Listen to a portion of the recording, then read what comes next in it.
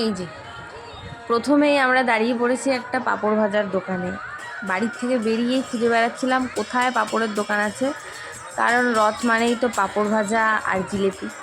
তো ওটাই main special খাবার, ভেবেছিলাম যে ওগুলো খাবোই, তারপরে বাড়ি যাব। তো এসেই ওই জন্য পাঁপড়ের দোকানের সামনে দাঁড়িয়ে গেছি।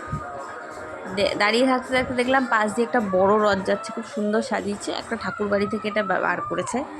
তো ওটা দেখার জন্য কিছুক্ষণ দাঁড়িয়ে পড়লাম। পাঁপড়ের দোকানের কাকিমা জিজ্ঞাসা করছে, তোমরা এখানে দাঁড়িয়ে খাবে না বাড়ি নিয়ে যাবে? ভাবলাম যে না, পাঁপড় ভাজা যদি নাই খেলাম তাহলে তো রথ দেখার শুরুটাই হবে না। তো এই যে ওনার দোকান থেকে গরম গরম পাঁপড় ভাজা কিনে বেরিয়ে পড়েছি। এবার আমরা যাচ্ছি হচ্ছে রথ দেখতে। এই রাস্তা ধরে যতগুলো রথ পড়ে মোটামুটি সবই দেখব। বিশেষ করে আমাদের এখানকার একটা ফেমাস জায়গা পোড়ামাতলা, ওখানে সব রথগুলো 3-4টে রথ এসে দাঁড়ায়, তো ওগুলোই দেখার মেন উদ্দেশ্য ছিল। ভাবলাম যে ওই রাস্তা ধরেই যাব। উমা, গিয়ে ওই রাস্তাতে শর্টকাট রাস্তা দিয়ে ঢুকতে গিয়ে দেখলাম এত ভিড়, এত গাড়ি, যে এই রাস্তা দিয়ে যাওয়া একদম সম্ভব না। এদিকে বৃষ্টি হয়েছে বলে রাস্তা একদম ভেজা, দেখতেই পাচ্ছ পুরো রাস্তায় জল। আর ওই যে দেখা যাচ্ছে দূর থেকে হলুদ আর লাল রঙের যে চূড়াটা, ওটা কিন্তু একটা রথ, কিন্তু ওই রথের সামনে যাওয়া একদম সম্ভব না, কারণ এই রাস্তা দিয়ে ঢুকবো কী করে, গাড়ি নিয়ে রাস্তায় ঢোকা অসম্ভব। তাই অগত্যা এই রথটা দেখা হলো না আমাদের। তো আমরা অন্য রাস্তা দিয়ে বেরিয়ে এসেছি, গলি দিয়ে। এসে দেখলাম যে খুদে বাচ্চারা রথ নিয়ে বেরিয়েছে। দেখো কি সুন্দর রথটাকে সাজিয়েছে। এটা দেখে সেই আমাদের ছোটোবেলার কথা মনে পড়ে গেল। প্রত্যেক বছর বায়না করতাম, আর প্রত্যেক বছর রথের সময় নতুন নতুন রথ আসতো, তার মধ্যে নতুন নতুন ঠাকুর বসাতাম, দিয়ে আমরাও এরকম দড়ি দিয়ে টানতে টানতে নিয়ে ঘুরে বেড়াতাম রাস্তা দিয়ে। তো জেনারেশান বদলেছে, আমরা বড় হয়ে গেছি, কিন্তু নবদ্বীপবাসীরই বলো বা অন্য জায়গারও হতে পারে, আমি এটা ঠিক বলতে পারবো না, তবে আমাদের এখানকার বাচ্চাগুলোর বড়দের কারো ইমোশন বদলায়নি। সবাই এখনও তারা ছোটোর থেকে তারাও দেখছি সবাই রথ নিয়ে বেরিয়েছে। দিন যাচ্ছে কিন্তু এই রথ টানার ইমোশনটা সবার মধ্যে এখনও রয়ে গেছে।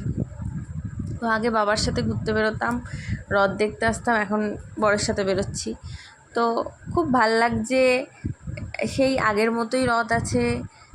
এবার এই যে এটা হচ্ছে পোড়ামাতলার মোড়ে আমরা চলে এসেছি। এখানে পরপর 3টে রথ দাঁড়িয়ে আছে। প্রথম রথটার সামনে গিয়েছি, পাশেই দেখলাম একজন কলা আর চিনি জোরে জোরে চিৎকার করে বিক্রি করছে। ভাবলাম যে ওটাই তো ঠাকুরের মেন খাবার, ওটাই তো প্রসাদ, তাহলে এটা দিয়ে ঠাকুরকে ভোগ দেওয়া যাক। তো ওখান থেকে চিনি আর কলা কিনে ঠাকুরমশাইকে বললাম, উনি ঠাকুরমশাই দাঁড়িয়ে আছেন সামনে। ঠাকুরমশাইকে বললাম আমাদের প্রসাদটা একটু দিয়ে দিন। তো ঠাকুরমশাই ভোগটা দিয়ে দিলেন। এবার আমার থেকে দক্ষিণা চাইছিলেন, দক্ষিণাটাও দিলাম। তারপরে ঠাকুরের রথটাকে একটু প্রণাম করে নিলাম, আর উনি আমাকে একটা প্রসাদ, কলা প্রসাদ দিল। আমি ওটা নিয়ে চলে আসলাম, কারণ প্রসাদ তো সবাইকে দিতে হবে। তো ঘুরেই দেখি এত ভিড় যে আমি এদিক থেকে ওইদিকে যাবো কী করে, আমি সেটাই ভাবছি, বাকি রথগুলো আমি দেখবো কী করে। তো যাই হোক, অনেক কষ্টে ভিড় ঠেলতে ঠেলতে সামনের দিকে এগিয়ে চললাম। সামনে আরও 2টো রথ আছে, সেই 2টোকে দেখতে হবে। যাই হোক, এত লোক ভিড়, মানে এত লোকের ভিড়, এত লোক রথ দেখতে এসেছে যে পা ফেলার জায়গা নেই। কেউ যদি এখানে হারিয়ে যায় তাকে খুঁজে পাওয়া যাবে না আর। আমি তো বরকে বলছিলাম তুমি আমার সাথে সাথে থেকো, হারিয়ে গেলে কিন্তু আমি আর খুঁজে পাবো না।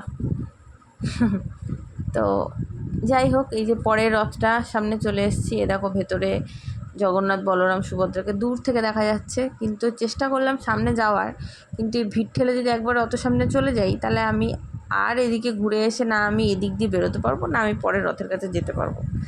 তাই জন্য দূর থেকে ঠাকুর দর্শন করে নিলাম, দূর থেকে ঠাকুরকে প্রণাম করে নিলাম। রথের কাছে আর যাওয়া সম্ভব হলো না। এবার এই যে সামনের দিকে ঠেলা গুতা দিয়ে হাঁটছি। এর পরের রথটা দেখতে হবে। এই যে এর পরের রথটা দেখো, কিন্তু এর পরের রথটা একটু ছোট ছিল, এই ছবিটা আমার আর তোলা হলো না। তো তার পাশেই দেখতে পেলাম একটা বিশাল বড় রথ, এই যে। আর ওই রথের সামনে একজন দাঁড়িয়েছিল, সে হচ্ছে ওই রথের দড়িটা সবার মাথার মধ্যে ছুঁয়ে দিচ্ছিলো। তা আমিও ভাবছিলাম যে হ্যাঁ, আমিও রথের দড়িটা একটুখানি মাথায় ঠেকাই, একটু পুণ্য করি, ঠাকুর আছেন ওখানে। তো যাই হোক, আমি গেলাম। এ দেখো জগন্নাথ, বলরাম, সুভদ্রা, এটা হচ্ছে সবথেকে বড় রথের। ওখানেও দিয়ে দাঁড়ালাম, উনি আমাকে একটা কলা দিল প্রসাদ, আমি নিয়ে চলে আসলাম। এইবার রেস্টুরেন্টে খেতে গেছি, সেগুলো আর ভিডিও করা হয়নি। তারপরে আসার সময় যে জিলাপি নিয়ে বাড়ি ঢুকেছি, আমি খেলে তো হবে না, সবার জন্য এনেছি, সবাই মিলে আজকে বসে খাবো, এটাই আমাদের রথ।